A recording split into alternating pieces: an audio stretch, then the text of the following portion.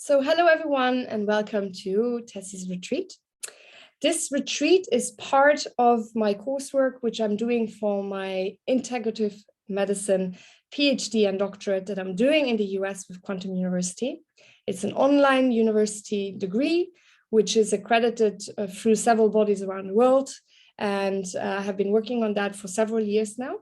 This is my practical work that I need to do, 1,000 hours of something that I would like to present. I can do it in a practice, or I can do it myself with clients or students. And I chose to do this course because it's always nice to interact with people from all over the world. I have friends from all over the world. Some of you are friends, some of you are family, some of you are followers from my Instagram as well, or LinkedIn, or some of you are acquaintances and friends of friends. So we have really a group of very diverse people. We have men, we have women, so it's good to have men as well. I'm so happy. I have one here straight in front of me, Andrew. Hi, Andrew. And there will be other men coming as well. My husband will be joining as well the next sessions. Today he will be missing. He's driving back from Austria from work, so he will only be arriving in the next few hours. So he will miss today. But we have Julia here, who will be joining us, my daughter, who will be joining us the next few sessions as long as she is in Europe from a holiday. She lives in Chicago. And yeah, she will be assisting me in providing this course to you. And we have been drafting this course together as well. She has been giving me her advice as well, which I think is really nice. And so yeah, I think this is what we are here to do, to learn. You will learn as much from me as I will learn from you. So I'm not an expert in meditation, nor am I a teacher, not in this material yet. I am in the process of becoming a licensed teacher in this through the PhD and doctorate. So this is, again, as I said before, part of my coursework, hence disclaimer. If you have any injuries, if you feel unwell, or if anything is happening while we're doing this, please go and seek medical advice or get help. I am not a physician and I cannot assist you like this. So I need to say that because, you never know.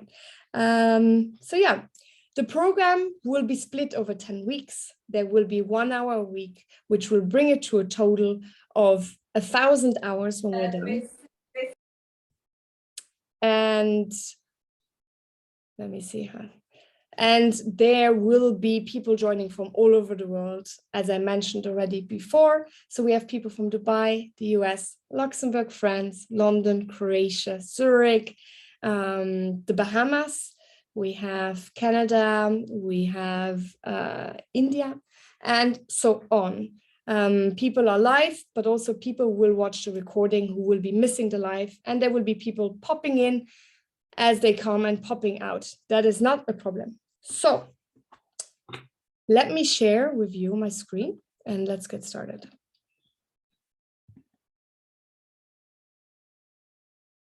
Voila. I did that with Canva, and we can see for the next week if we use Canva instead of Zoom, because then the presentation mode is much better. But right now, this is how it will look for today. I tried to change it, but it doesn't work. But this is fine for now. So Tessie's retreat, week 1, will be about the Mindfulness Foundation course. We will be talking about theory at the beginning, and then we will have some practical exercises. You have all received over email or in the WhatsApp group designed for this course, wherever you are, depending on which information you have shared with me before, 3 different exercises. You will find them. That one looks like this. Oh, wait. Let me unblur. One looks like this. The other one looks like this. And then the last one will look like this. So these are the exercises I will ask you to have by hand. You will not need to have printed it. You can just have it with you, but as long as you have notes. There is a whiteboard as well that we will be using later, which I will activate on Zoom later. We don't need to do that yet, so don't worry about it. And then there will be, to finish off, a guided meditation at the end with an analysis and a reflection on that one before we go over to the Q&A. After the Q&A will not be recorded because of the privacy, and I value your privacy. So if you have any questions that are more private, wait for the Q&A until I stop recording. After the Q&A, I will tell you all about week 2, which will be next week on Thursday at 7 p.m. Central European Time, the same as today, for 1 hour, 1.5 hours, depending on how long you want to go, but we will not definitely go over that 1.5 hours, but an hour for sure. So that is it. Let me see here. Oops.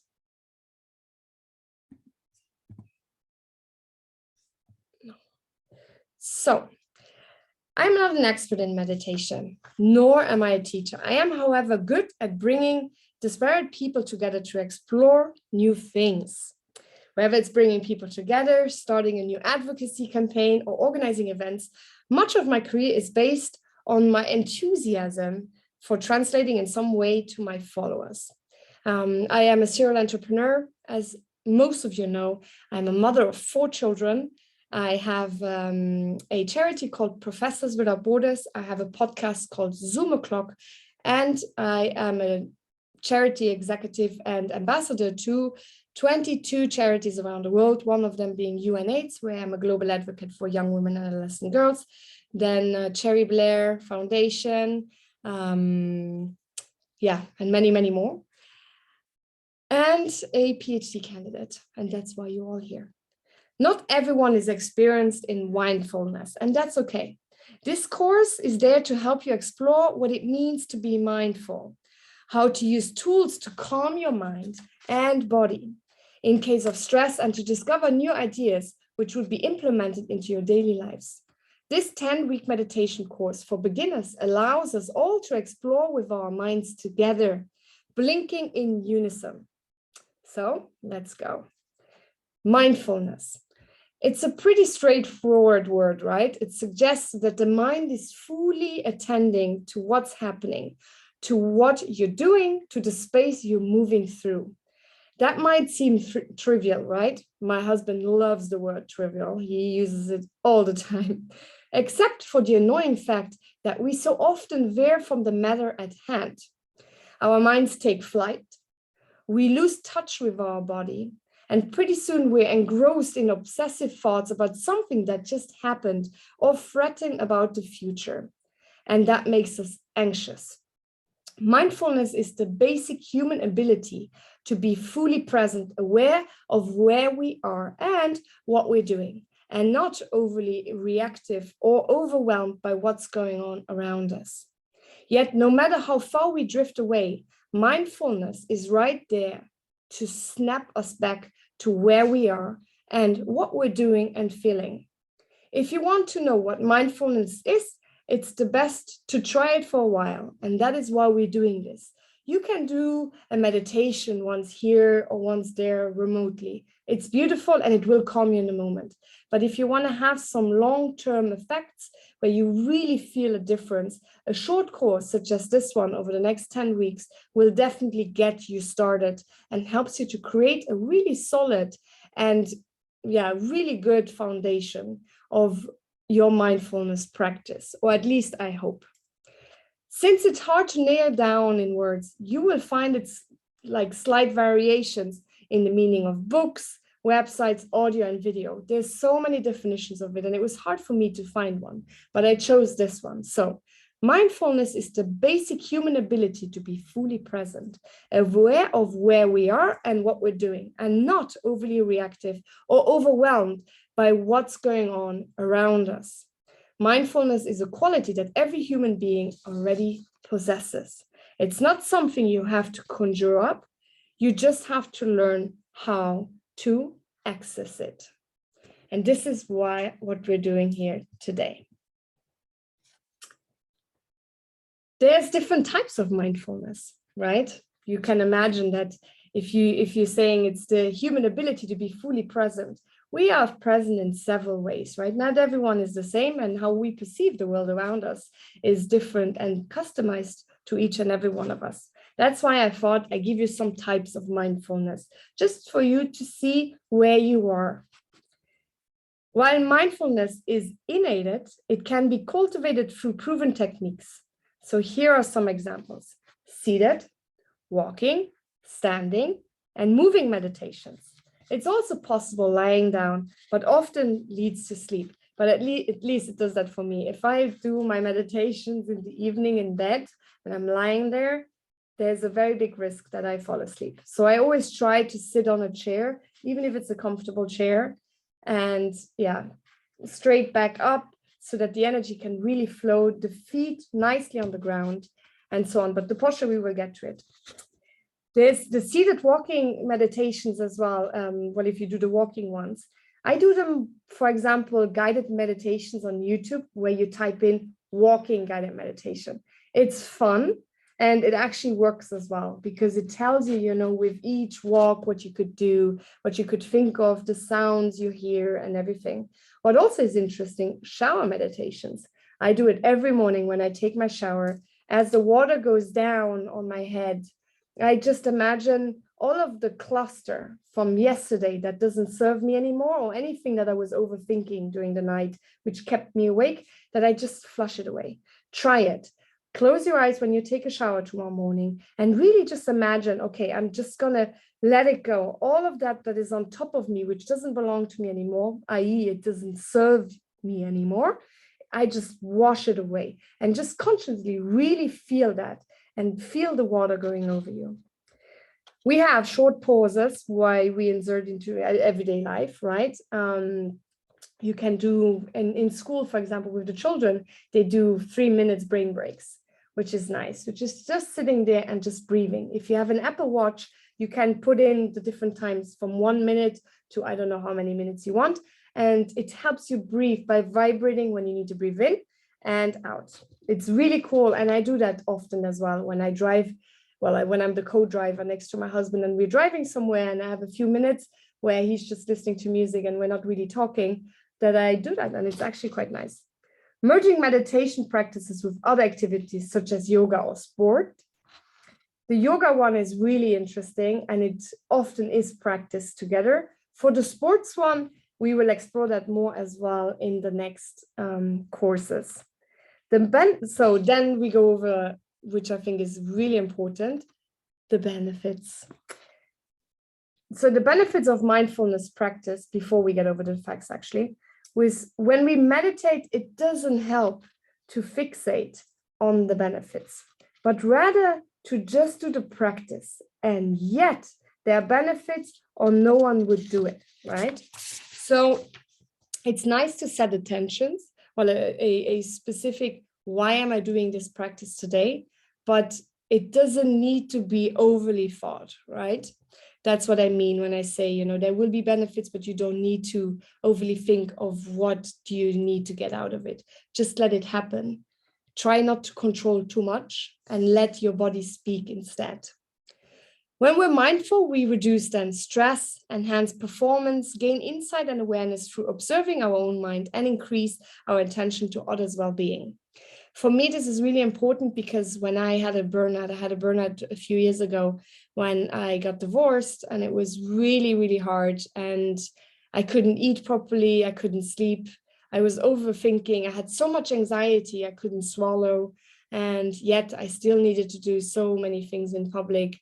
And so I took medication because I just didn't know how to handle it, just to get a grip on it, right? And the medication is just like putting a plaster on a bleeding wound. What really worked for me is going inwards and really, talking to myself and figuring out how can I heal myself by just decluttering whatever is happening inside me. And this is how I healed myself. Mindfulness meditation gives us a time in our lives when we can suspend judgment and unleash our natural curiosity about the workings of the mind, approaching our experience with warmth and kindness to ourselves and to others. As you will see, we will also do a loving kindness meditation and stress and anxiety meditation, and also all of the theory about all of these things. But what is really important to understand is that when you meditate, there's, going on Google or reading all of these books, and I have read several books on that, we have a certain way of what we think should happen. Just let it go. Just let it happen. Try not to judge yourself too much and just be in the moment. If your body overthinks, acknowledge it. It's like clouds flying over you. They are there, you see them, but you don't need to attach an emotion to it. You can acknowledge it, but just let it go and let it flow. Some of the facts, which I thought was really nice. So mindfulness is not obscure or exotic. It's familiar to us because it's what we already do, how we already are. It takes many shapes and goes by many names. Mindfulness is not a special added thing we do. We already have the capacity to be present, and it doesn't require us to change who we are, but we can cultivate these innate qualities with simple practices that are scientifically demonstrated to benefit ourselves and our loved ones, our friends and neighbors, the people we work with, and the institutions and organizations we take part in. You don't need to change. Solutions that ask us to change who we are or become something we're not have failed us over and over again. Mindfulness recognizes and cultivates the best of who we are as human beings. Mindfulness has the potential to become a transformative social phenomenon. Here's why.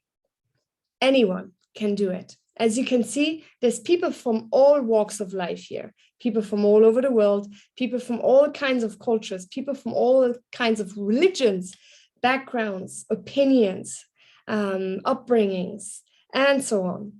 Mindfulness practice cultivates universal human qualities and does not require anyone to change their beliefs. Everyone can benefit, and it's easy to learn. Why am I saying this? Because when I started being more mindful and I started openly talking about mindfulness and meditation, people were thinking, oh my God, she's depressed. People were thinking, oh, she's becoming a Buddhist now, and just all of these other, opinions. It's funny and it made me laugh, but it really shows that there's still a very big misconception about what mindfulness is and how you as a human being can value it for yourself. It's a relationship of you with yourself. It's a way of living.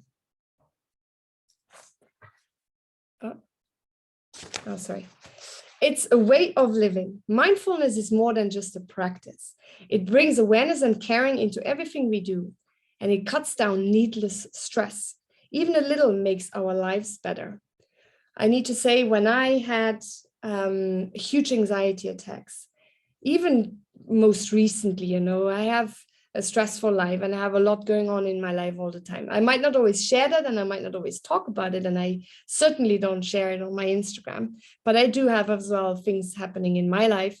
And for me, it just really helps me to calm down, to just have some mindfulness, because sometimes the anxiety can get so strong that I'm unable to breathe. I do have that sometimes, and this always helps me to reconnect to myself, reconnect my brain to my body, that my brain checks in with what's happening in my body.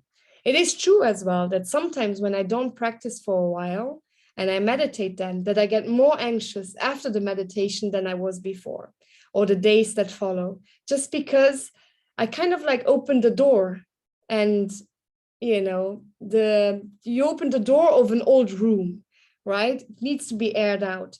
So, the old air still needs to come out. And as such, I feel that sometimes my anxiety is bigger after not practicing for a while, just because I opened that door and it needs to come out in order for fresh air to go in, right?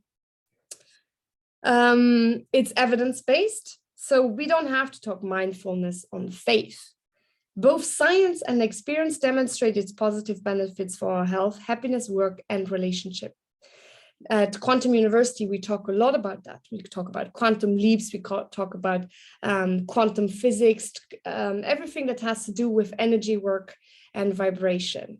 And it has been scientifically proven. You have Dr. John Amaral in the US who works quite a lot with that, Gwyneth Paltrow, we have Julian Huff working with it, friends such as Maud Hurst, but also, for example, Dr. Joe Dispenza, which kind of a lot of people probably know.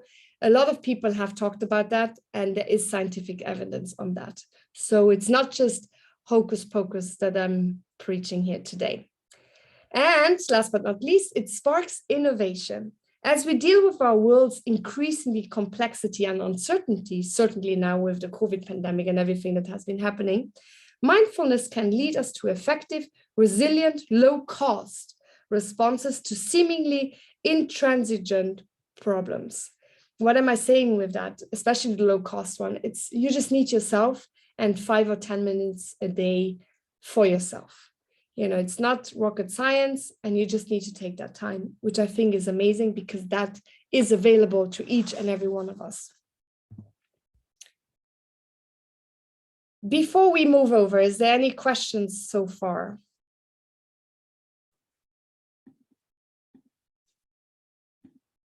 If you have any questions, just put it in the chat section, as I mentioned before, or just say yes, me, while I take these question breaks. So mindfulness is not all in your head. When we think about mindfulness and meditation with a capital M, we can get hung up on thinking about our thoughts. We're going to do something about what's happening in our heads. It's as if these bodies we have are just inconvenient sacks for our brains to lug around, right? Having it all remain in your head, though, lacks a feeling of good old gravity. Meditation begins and ends in the body. As I said before, it's really a relationship for you between you and your body.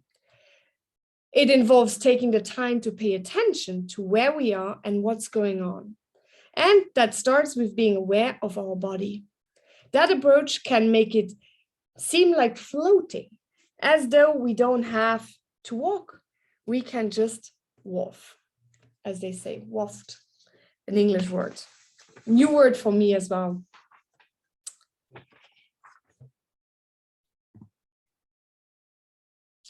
All right.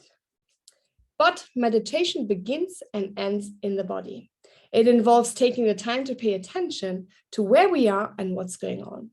And that starts with being aware of our body, as I said before, and I will continuously mention that over the next 10 weeks. That very act can be calming since our body has internal rhythms that help it relax if we give it a chance. So in our fast world, just take some time and take a breath. How to sit. So as we slowly get into the exercise part, I thought I'd put this up as well because people have asked me that question. It's not that, it's a stupid question. It absolutely is not because, some people are very, very, very new at what we're doing here today. And if that is you, don't be ashamed. I was in your shoes not a long time ago. And if you are a professional, such as we have Gita here, for example, who is also a coach, and we have Jennifer as well here, Barsky, who is also a coach, and she does the most fabulous meditations. Just sit this out, but I thought it was really important when we're doing the fundamentals that I include this as well for everyone.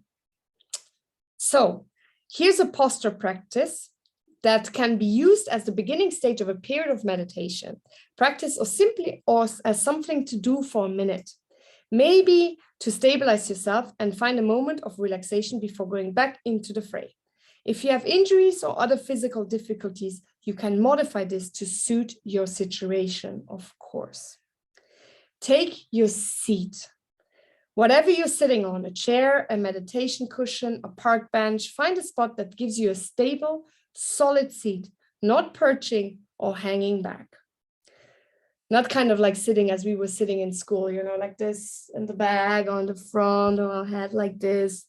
Julia's smiling. She knows exactly what I'm talking about. So try to really sit up straight and feel comfortable. 2, notice what your legs are doing. If on a cushion on the floor, cross your legs comfortably in front of you. If you already do some kind of seating yoga posture, go ahead, of course. Whatever your level of experience is, go ahead. If on a chair, it's good if the bottoms of your feet are touching the floor, just so you can have a little bit of a grounding. Straighten, but don't stiffen your upper body. The spine has natural curvatures. Let it be there. Your head and shoulder can comfortably rest on top of your vertebrae. Situate your upper arms, situate your upper arms parallel to your upper body. So, you know, like just put them down, relax. I always put them on my knees, like on the side of my body when I meditate, and I just sit there like this. So let your hand drops with your proper arms, with your upper arms at your sides, your hand will land in the right spot. Too far forward will make you hunch. Too far back will make you stiff. You're tuning the strings of your body, not too tight and not too loose, as they say. It's kind of like, you know, always imagine, like, as we would say to our children, or as the parents probably said when you were young as well, because mine did. Imagine there's like a cord, and it just strings you up, and you're just stretching out, just that you're comfortable, not that you're too stiff. Drop your chin a little and let your gaze fall gently downward. So really just relax. You may let your eyelids lower. If you feel the need, you may lower them completely. Close your eyes. But it's not necessary to close your eyes when meditating. You can simply let what appears before your eyes be there without focusing on it. Be there for a few moments, relax. Now get up and go about your day. And if the next thing on the agenda is doing some mindfulness practice, which we will, by paying attention to your breath or the sensation in your body, you're started off on the right foot. And hands and arms and everything else. Begin again. When your posture is established, feel your breath or say something like, follow it as it goes out and as it goes in. Any questions so far? No? Perfect. We are moving forward very well. We are already at 40 minutes. See, time flies. But it is really important that we did some of the fundamentals and some of the theory in order to do what comes next, and that we can build up on over the next 10 weeks. But don't worry, the next 10 weeks will not be full of theory as was today. But we need the base, right? You need the base of a house to be solid in order to build up, and for the house to be solid enough to go against any winds, rain, or storms, right? So that's what we're doing today. So now we have reached the exercise part, which I think is really exciting. Does everyone have their exercise papers with them?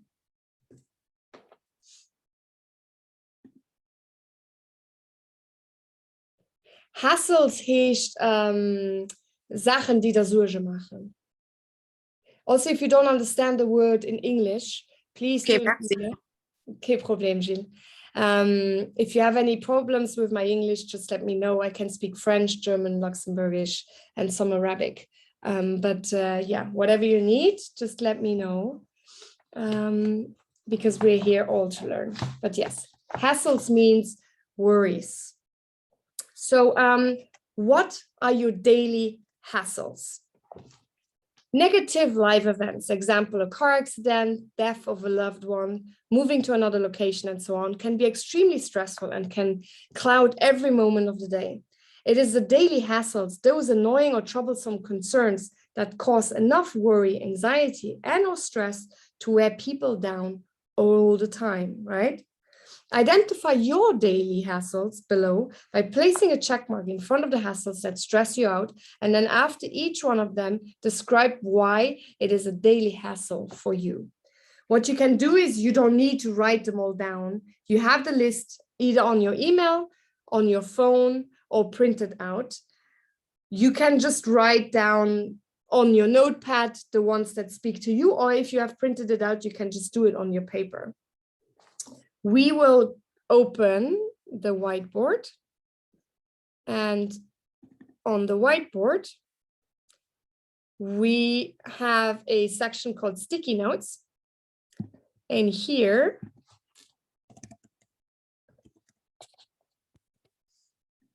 we can put a sticky note here. You can see, right? Yeah. You put a sticky note, mine is yellow now, here we go. So my hassles, for example, today, if I look at the list, would be, mine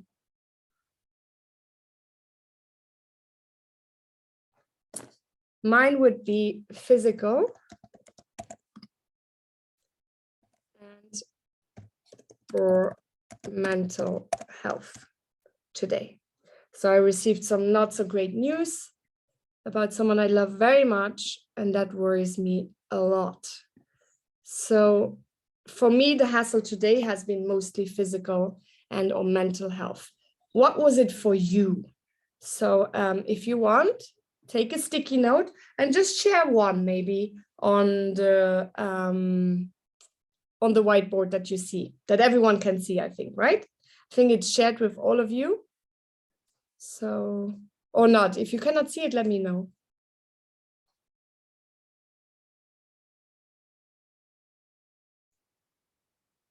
I think, here we go, perfect. That's perfect. And this exercise as well is good just for you. What we're going to do over the next 10 weeks, because this is a course really for you, you go inwards for you. So these exercises, we will not share them widely. This is just for you to really, really check in with yourself. And sometimes you realize things that you have maybe not paid attention to. And it's always good to check in with these small exercises. So we have someone saying social media. If you want to explain as well why, please let us know if you want to give us some context. So whoever wants to share their sticky note and what they mean with that, because if it bothers you, or you can also talk, right?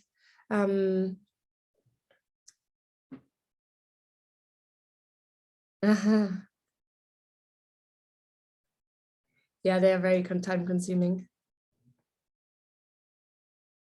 So we have here, let me see if I can make this a bit bigger.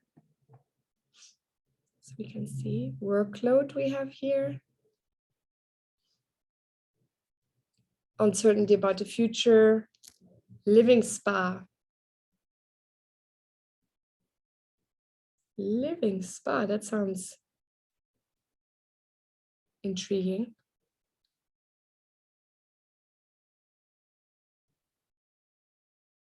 Workload, I'm with you, for sure.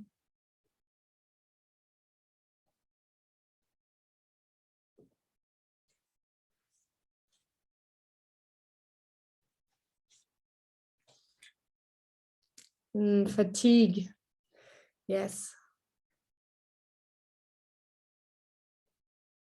Wie möchtest du eine Post-it? Jill, du gehst Halbzeit, gesagt du die ganze Tablettei. So how to do a post-it, you see the whole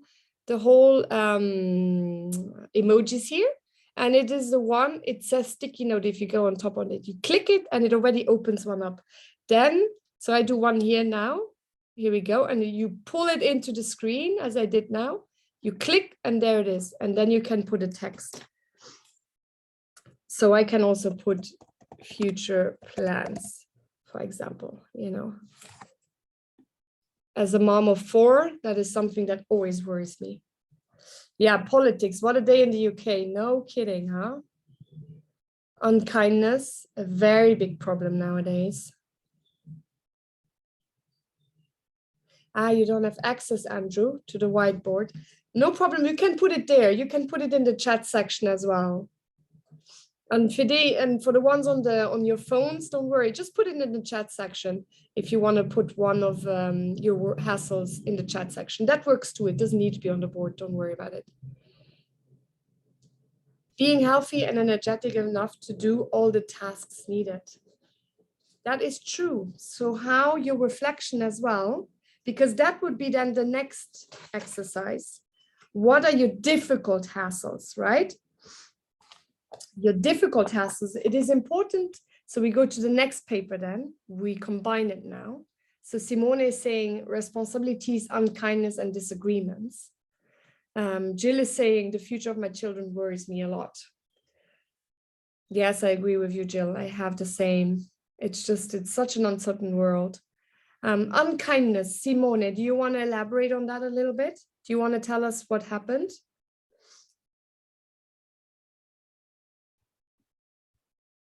Well, I work as a teacher in school, and I see a lot of unkindness in school, and that's also a question that I wanted to ask you afterwards. How can we get children to get more mindfulness of others? Because it's a big problem now with integration of the Ukrainian kids. We have depressed kids in school of Corona virus, and now we have the Ukrainian kids who come there. We have other refugees who feel not comfortable because they are not welcomed the same way than Ukrainians do. So a lot of unkindness in school, and this is really something that seemed very interesting. Your introduction when you told me that you came to mediation, to mindfulness. So it's really what I want to learn to give to my students afterwards as well. So. No, and I think it's great, Simone, and your question is so important. I also, for my children, to practice mindfulness is difficult for them, because they are not only, distracted with social media, their phones and image, how they look, how they're being perceived, but also what is going on at home, as you said, right? What's going on at home. Some come from a war zone. Some have broken families. Some have lost loved ones. The COVID pandemic, my sons were struggling enormously by becoming social again after being home for 8 months, fully with me, and just interacting with other kids again, not wearing the mask again, just this anxiety, can I get sick? Can I get one of my family sick? So there's all of that complexity happening in our world right now. And our children, which is one of the groups of people who are really being left behind, I think, because we have the elderly who have been really, in the media, and there's policies and laws that have been drafted to protect them, for example, for the COVID vaccine and from the COVID pandemic, right, from infections. The elderly have been taken care of really well. The economy, the work, and all of these things have been debated, but a lot of things that have not been debated that are around children. How are they dealing with it? How can we take care of them? How can they kind of like declutter their overthinking and their brains and their anxiety and their aggression as well? And, their loneliness. They have been lonely. Some, with the Ukrainians, they have seen war, they have seen death, they have seen losing everything overnight, and just all of these horrendous things I cannot imagine, right? So how I would start is that there is these canvases. Can you go into your bedroom, in your library? There's on the top mindfulness practices for children that I bought you and the boys. Can you bring that? Okay. Thank you so much. So I have a mindfulness practice thing that I bought on Amazon, which has little exercises that you can easily do with children of all age. And yes, especially when you take the teenagers, they don't want to do it, but it is nice if you put small groups, right? And everyone is participating. No one is excluded. So everyone slowly will take part then. And I think it's nice to mix the groups as well with different people of different backgrounds and different experiences. So because you say there's people from that background and this background, I know that language could be a barrier, but try to mix as much as you can. And then just do practices for these kids, how to be a kid, right?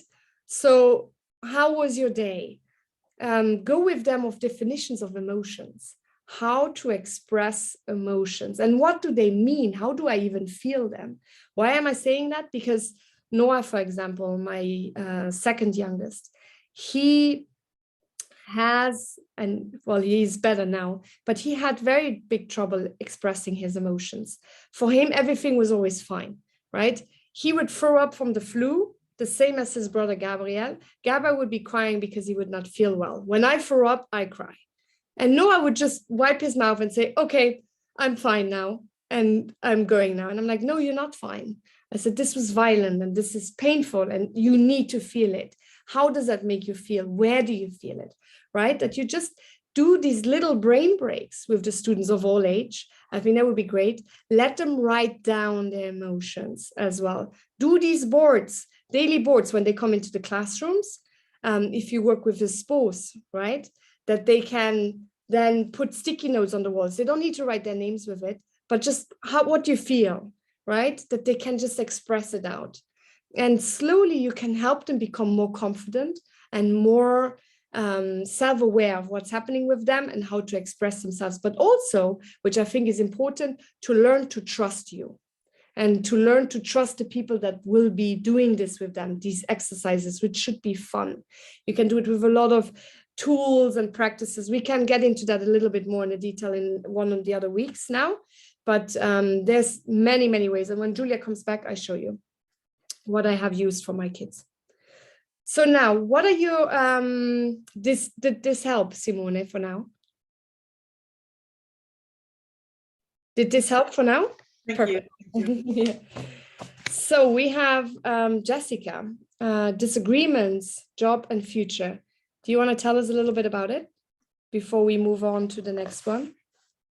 Yeah, it's often in my job, it's some disagreements with the team, and that stress me very much.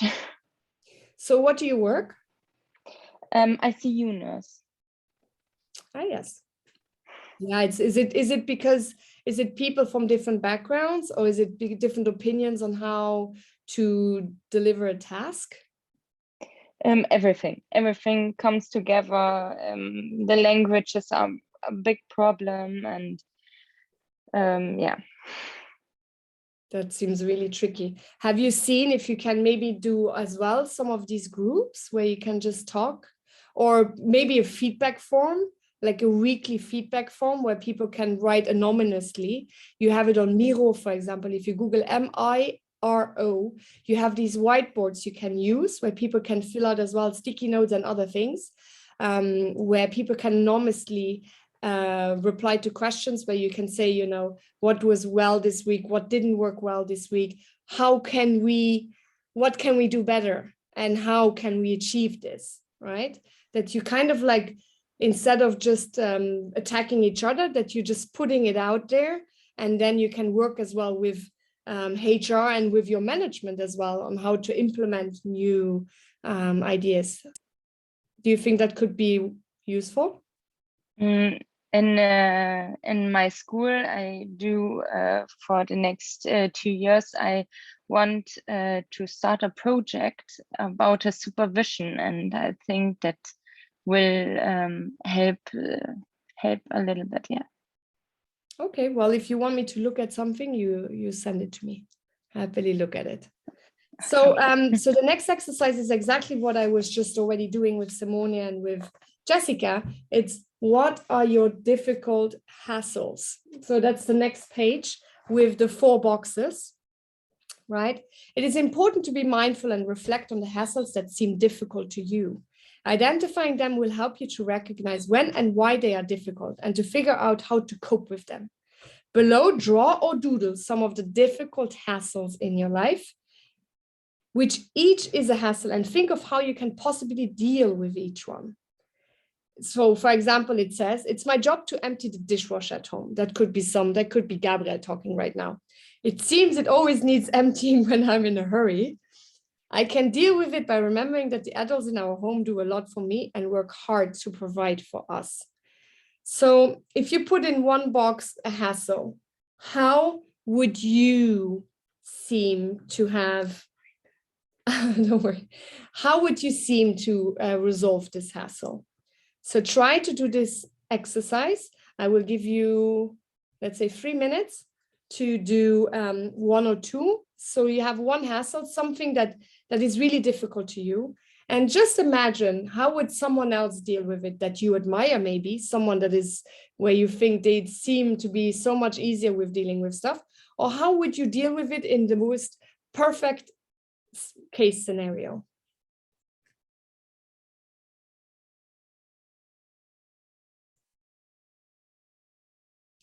And of course, as it says here by Robert Schuller, problems are not stop signs, they are guidelines. Keep that in mind.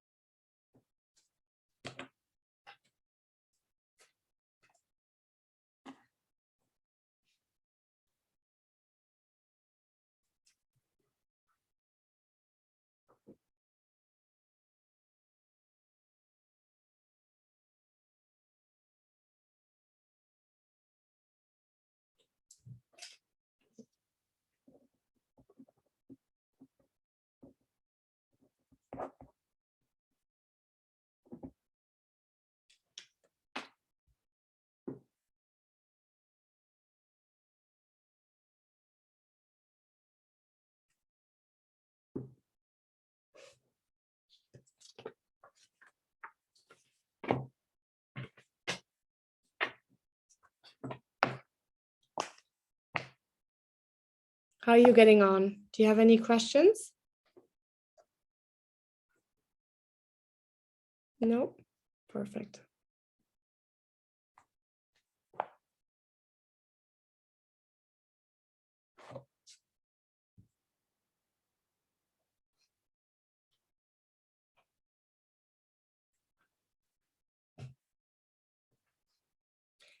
So these reflections on the hassles and the difficult hassles and how you will deal with it, you can share them with me either over WhatsApp or email, and we can discuss them privately if you want. And or not at all, you don't need to.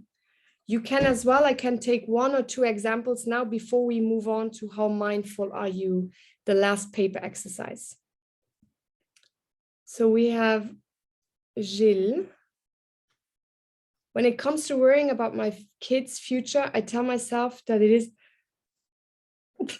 I'm sorry, that it is something that I cannot control. And I don't have to worry about things I cannot control. I need to let go and come back to here and now. I tell myself, stop. Well, Gilles, I must be honest, that is incredible. That is an incredible answer, because that is exactly what I feel too. You know, and I tell my husband that all the time. My husband, he gets so sick to his stomach because of the Russian-Ukraine war. And now with they're talking about shortages of gas and electricity for the winter and all of these things, right? And he gets so worried and so nervous, so much that his stomach hurts, he can't eat and he can't sleep. And I always tell him, you know, there's things you can really worry because you can change something, but there's also things they're out of touch. You cannot change them, or you cannot change what is happening because politicians and big institutions and other people have the upper hand. I said, but the thing is, as Jill as well mentioned, you can change the way you react to it and make it work around you as good as you can, because at the end of the day, you cannot change everything. We would love to, and I wish I could. I would change that there's no unkindness in the world anymore, right? I would change that there's no cancer in the world anymore. I would change that there's no wars in the world anymore. I would change so many things, but I can't. But I can change the way I react to it, and I can change it in a way that through my course, for example, I can teach you to be more mindful and to be more present with yourself and to learn new tools. And through that, you will become a more calmer, peacefuler, happier, engaged, and and grounded person, hopefully, right? This But is that's my conclusion. actually why I'm participating here, because I was never able to do that. And almost a year ago, I went to get help with a psychologist because I made myself sick with worrying so much. And your course goes in the exact same direction. This is what she taught me to do. Also to be more mindful and just go in the forest and listen and see and don't be on your phone. And yeah, so it all goes in the same direction, and it really helps me a lot. It is a process. You cannot do it from like this, but I think it's the right way to do it. No, absolutely. And it takes time. Simone agrees as well. It really takes time. This is 10 weeks. And I really encourage you to take that time just to learn some new tools, new things that are out there. I will try to pack as much useful things in these 10 weeks as possible. There's a lot out there, but I will make it as condensed as possible that your brains are exploding at the end of each session, because there's just so much out there and we're in this together. I'm not a perfect human being, but I'm also trying, to make a good living, to make it nice and comfortable for my children, to be a good wife, to be a good person, to be a good woman, to be good at work. I have also my things. And I think, if we can learn from each other and we have these tools available to us, then why not, right? And the new practice starts by doing something, not just once, but doing it a few times and getting really a grasp on it. And that is what we're doing here. So now we go to the next one, which I think is really interesting. And I really like that one. So how mindful are you? Because this is a fundamental session today, week 1. So we really go to the basics, right? Mindfulness is an active state of mind when you engage in activities that are stimulating, fun, novel, and challenging. It is experienced when a sense of spirit fills you up with joy and wonderment or deep connectedness. It is a way to live without being an autopilot, and when you're able to be fully present. What I mean with autopilot, we will do that next week. Are you living on autopilot? Will also be something for next week.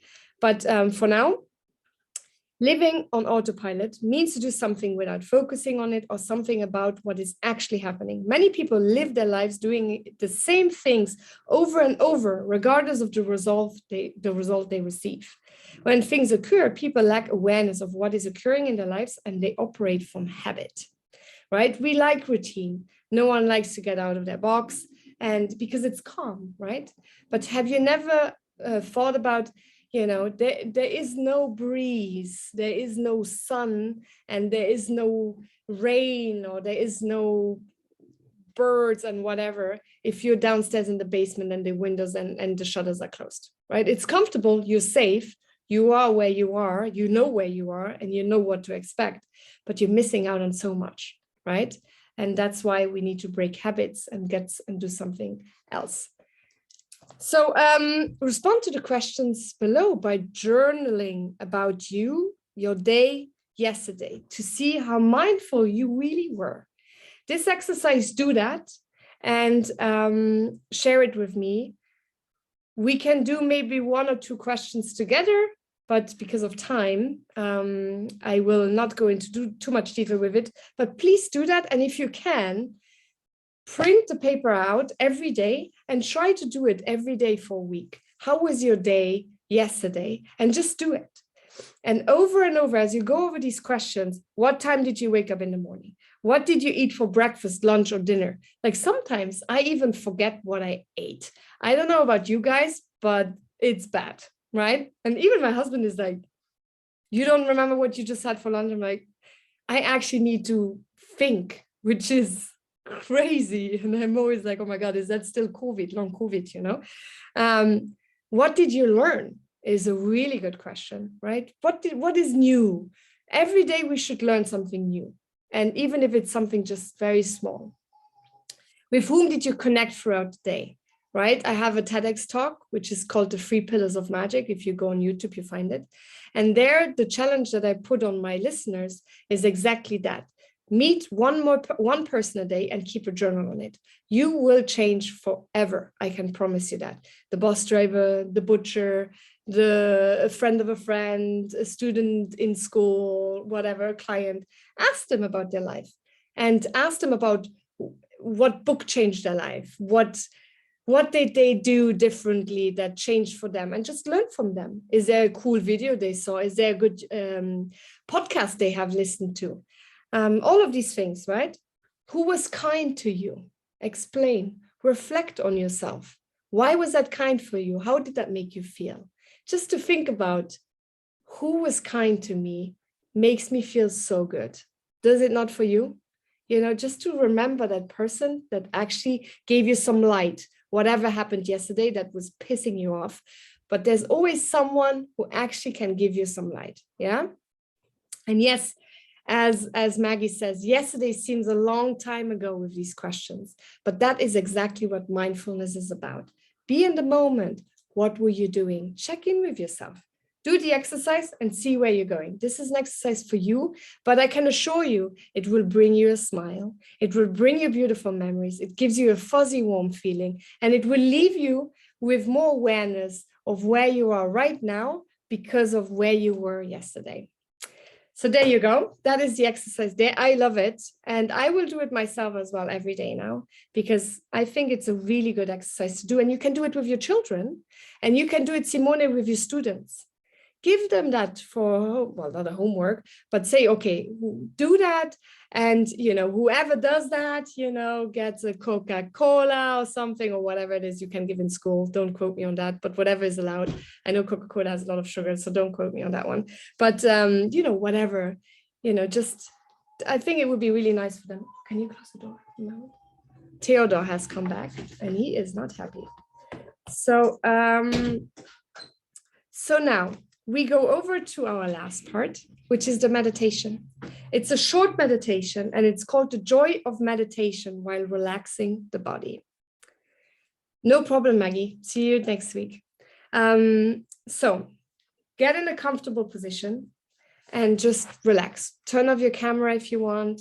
You can just listening to my voice. It's a very short one, and it's a very fundamental one. So it's not rocket science now, but it's really just about the breathing and you with yourself, wherever you are.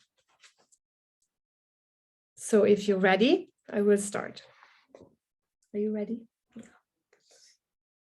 So, breathing in.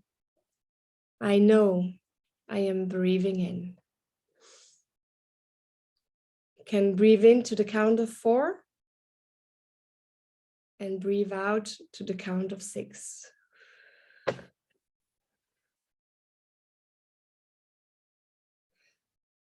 Breathing, I know I'm breathing in. Breathing out, I know I'm breathing out. Breathing in, my breath grows deep. Think about a grotto. You go inside yourself. You're breathing in to the count of 4. 1, 2, 3, 4. And breathe out to the count of 6. Breathing out, my breath goes slowly. 1, 2, 3, 4, 5, 6. Breathing in, I'm aware of my body. Breathing out, I relax my body. Breathing in, I calm my body. Breathe in again to the count of 4 each time. And breathe out to the count of 6. 2, 3, 4, 5, 6. Breathing in, I calm my body. Breathing out, I care for my body. Breathing in, I smile to my body. Breathing out, I feel ease in my body. Breathing in, I smile to my body. Breathing out, I release the tensions in my body. Breathing in, I'm aware of my stable posture. Breathing out, I enjoy the stability. Breathing in, I feel joy. And breathing out, I enjoy peace and happiness. Breathing in, I dwell in the present moment. And for the last time, breathing out, it is a wonderful moment. For the last time, breathe in. Hold it a little bit.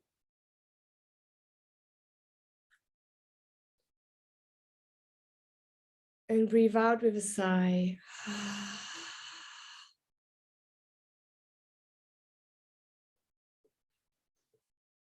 So this was a very short meditation to relax your body, just really to practice the breathing. There will be many more over the next weeks, and they will become more intense as we go along. Although this exercise is easy and pleasant to practice, it is of importance, it's of immense benefit to all who practice it. Through this exercise, many people who are just beginning to meditate can taste the pure joy that meditation brings. Moreover, those who have already been practicing for some years can use this exercise to nourish body and mind and to continue further on the path of meditation.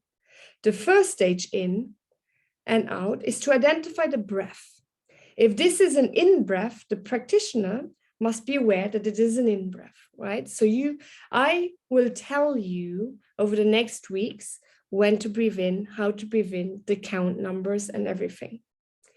If this is an out breath, I will be aware then that it is an out breath. I will tell you again, as I did before. While concentrating on the breath, even a few times, I will naturally stop thinking about the past and the future, putting an end to dispersed thoughts. This happens because the mind of you guys meditating is wholly with the breathing in identifying the in-breath and the out-breath. In this way, you have become one with the breathing. In this way, you have become more aware of your breathing. The mind is no longer an anxious mind or thinking mind. It is simply a breathing mind. So for the next few weeks, we will be practicing this more in much more detail. This was just the beginning and it's very fundamental, but it was important that you just kind of like, get over that hump, because when you start meditating, especially when it is an online course like that for 10 weeks, it can be a bit embarrassing, right? You're sitting there in your living room on your chair and wherever you are, in your car, wherever you are. And sometimes it feels odd because you feel as well people around you, maybe you feel watched, maybe you feel judged, maybe you feel, not as comfortable, maybe you feel unease, maybe something is happening around you. Like for me, Theodore downstairs, he will need my attention after the meditation, well, once we're done now.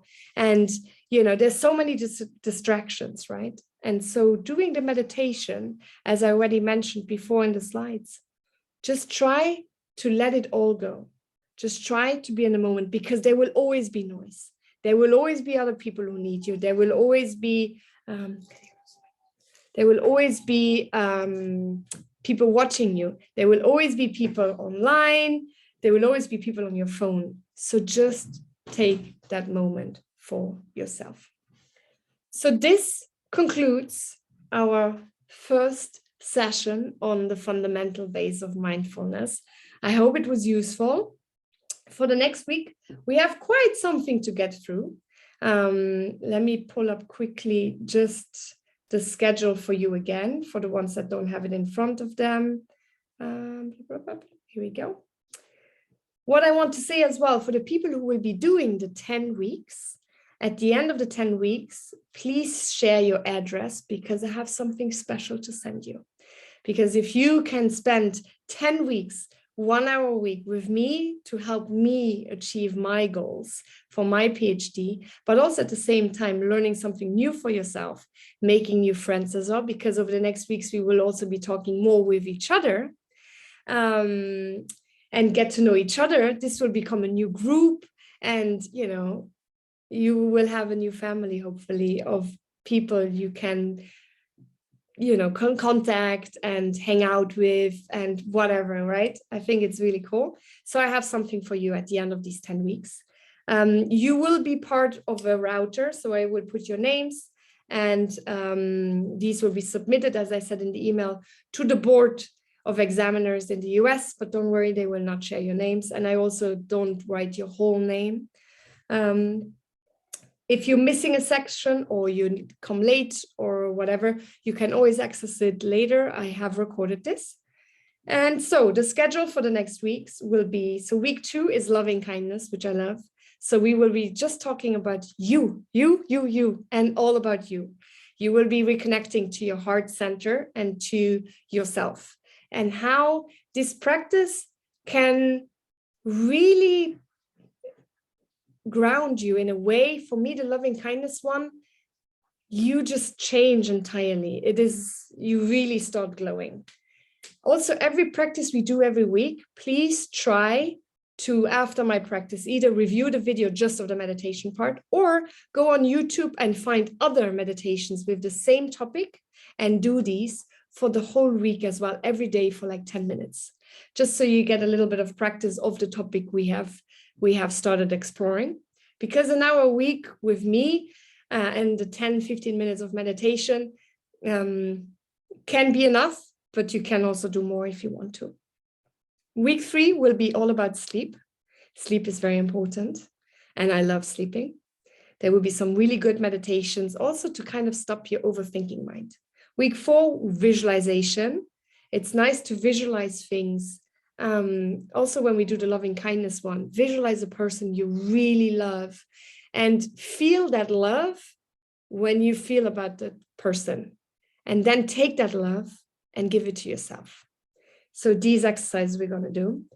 Week 5, anxiety and stress, which I think is a very important topic for all of us in all of our diversities. Week 6 will be all about breathing. So we will go into the Wim Hof practice as well.